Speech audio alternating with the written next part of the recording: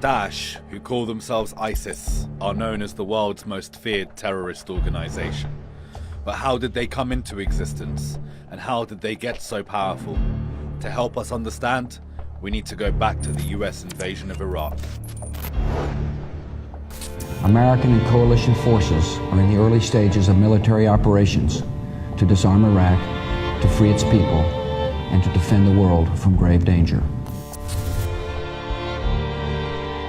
But did the coalition invasion of Iraq actually make the world a safer place? Let's take a look. In March 2003, the Americans topple Saddam Hussein, removing the Ba'ath Party from power. That leaves Ba'athist soldiers and political operatives out of work and out of power. Saddam's government was led mostly by Sunnis, who are the minority in the Shia-dominated country. The US forms a transition government in Iraq, installing mostly Shia leaders. This leaves Sunnis feeling marginalized. With Saddam's government dissolved, violent terrorist groups began to move into the vacuum. Abu Mus'ab al-Zarqawi, a Jordanian militant, travels from Afghanistan to Iraq via Iran to join the intensifying insurgency. Osama bin Laden, the leader of Al-Qaeda, sees the chaos in Iraq as an opportunity to expand and appoints Zarqawi as his group's representative in Iraq. And so, Al-Qaeda in Iraq, otherwise known as AQI, is born and goes on to become the leading Sunni insurgent group in the country. AQI launch a campaign of suicide bombings in order to foment sectarian hatred. They target the US and Iraqi armies and step up attacks, further inflaming sectarian violence in the country and exacerbating a civil war that leaves hundreds of thousands dead. Zarqawi wants to prevent the formation of a Shia-dominated government and establish Al-Qaeda's presence in Iraq. But Al-Qaeda's own leadership disapproves of Zarqawi's brutality, fearing public backlash and a loss of support. Zarqawi ignores them. Abu Bakr al-Baghdadi, the Iraqi extremist who will eventually become the leader of Daesh, is held by the coalition at the Camp Bucca detention facility. In fact, it is inside US-operated prisons that he networks with former Ba'athists and other opponents of the occupation, many of whom will go on to become senior Daesh members. Now, back to AQI. It suffers a major blow in 2006 when Zarqawi is killed by a US airstrike. But this doesn't stop them. Instead, they join forces with other Iraqi militants who are aligned to their interests, including former Ba'ath Party hardliners. This kicks off their process of rebranding as ISI, the Islamic State in Iraq. Throughout this period, the Assad regime in Syria allows AQI to transfer terrorists and weaponry through their territory into Iraq to fight against coalition forces. This continues until 2009.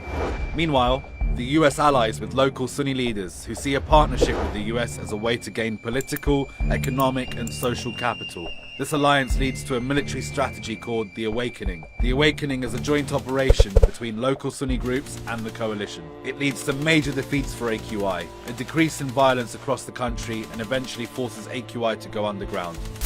After nearly 9 years, America's war in Iraq will be over. As US forces begin their withdrawal, Iraqi Prime Minister Nouri al-Maliki starts to exert more control over the Iraqi armed forces.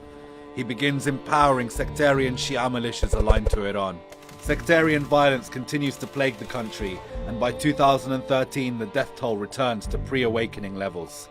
Al-Qaeda, who had previously lost strategic power in the country following the awakening, begins regrouping. The group's new leader, Abu Bakr al-Baghdadi, appointed in 2010, increases membership and support for the group. This is due, in part, to a backlash triggered by Maliki's increasingly sectarian administration.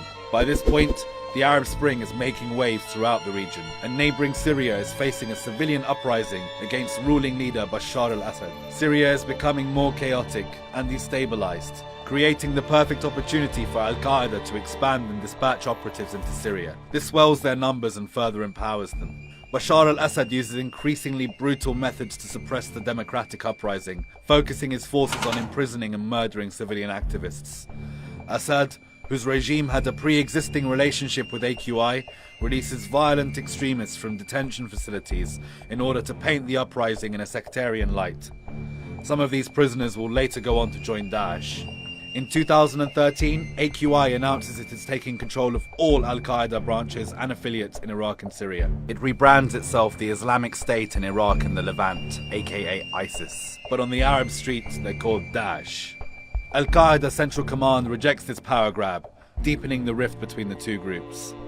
Abu Bakr al-Baghdadi's Daesh breaks off ties with Al-Qaeda and begins seizing control of swathes of territory. In Syria, bolstered by thousands of new foreign volunteers, they start attacking Syrian rebel groups and taking control of previously liberated areas. The group moves their capital to the Syrian city of Al-Raqqa. In Iraq, the group makes sweeping gains. They take control of Iraq's second largest city, Mosul, in its entirety, as the Iraqi army's control in the region disintegrates. Baghdadi makes his first public appearance, leading prayers in a mosque in Mosul and announcing himself as Caliph of the self-proclaimed Daesh Caliphate.